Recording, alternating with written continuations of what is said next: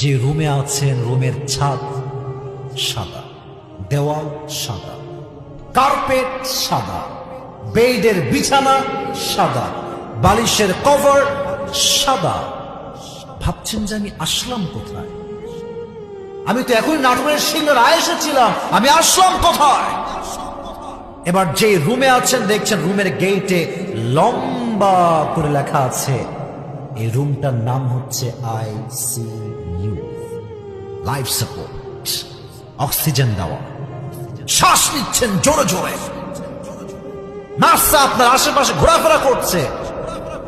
আপনি বুঝে গিয়েছেন এই তো জীবনটা আমার শেষ মুহূর্তে চলে আসছে। ঠিক কিনা বলেন যুবক ভাই? ওই দিন বেশি দূরে নয়, এটা কালকে হতে পারে, এটা আজকে যাওয়ার সময়ও হতে পারে, পারে কি পারে না? সেই সময় আপনি ভাববেন যে ইস, যৌবনকালটা কি করলাম? প্রেম করলাম, পর্নোগ্রাফি দেখলাম, সুদ খাইলাম, ঘুষ খাইলাম, যা করলাম আমি কি করলাম আপনার জীবনটা? দুই চোখ দিয়ে আপনার অঝরে পানি ঝরবে। হঠাৎ করে দেখবেন ভাবতে ভাবতে একজন তাগড়া যুবক জানালা দিয়ে আকাশ থেকে নেমে আসছে। আমি কিন্তু হাদিসের বাইরে বলবো না, হাদিসটাও বলবো, আগে বলেন জমিন থেকে না আকাশ থেকে? আচ্ছা, আকাশ থেকে যে নামে সে কি মানুষ হয় না ফেরেশতা হয়? ফেরেশতা হয়। At the same time you will remember on hadith, একটা হাদিস মাথায় আসবে।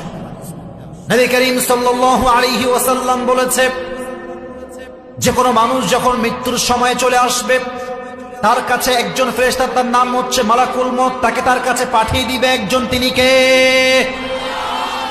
মালাকুল মউত চলে আসছে। কিন্তু এখানে এসে ভাগ হবে দুইটা। নাম্বার 1,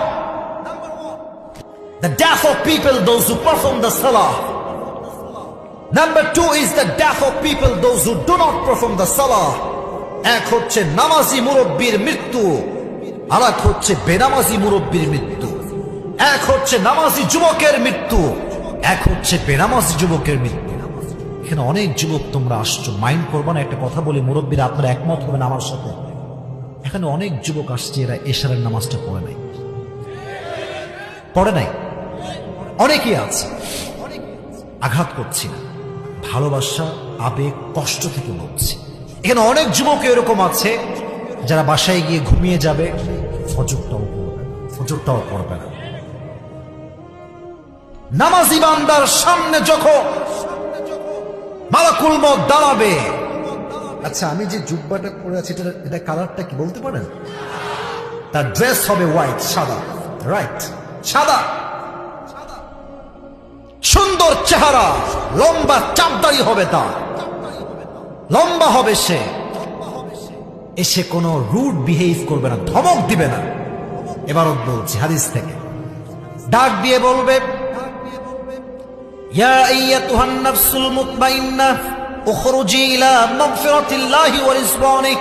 এই প্রশান্ত আত্মা, you have nothing to be worried man, কোনো টেনশন নাই, আসো আসো, welcome, welcome, welcome to the paradise. বের হয়ে আসো, কোনো টেনশন নাই, আল্লাহর জান্নাত তোমার জন্য অপেক্ষায় আছে। সুবহানাল্লাহ। আসতে হয়ে গেল তো, জোরে সোরে বলতে হবে। আচ্ছা, let me take a tissue. আচ্ছা, আমার হাতে নাটোরের সিংহার আয়েশের ভাই, এটা কি বলেন তো? এটা কি গোল না চারকোনা?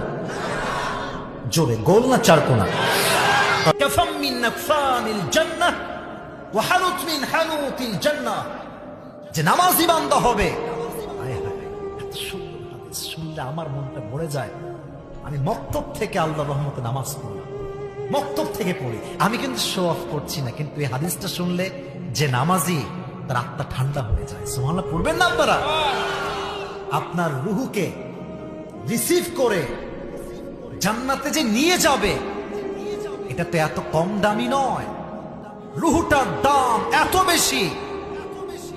আল্লাহ এই রুহটাকে রিসিভ করবার জন্য জান্নাত থেকে দুনিয়াতে আপনার জন্য একটা লাল রুমাল, রেশমি রুমালের কাপড় জান্নাত থেকে নাটোরের সিংড়াতে পাঠায় দেবে। এত আস্তে সুবহানাল্লাহ পড়লেন আপনারা?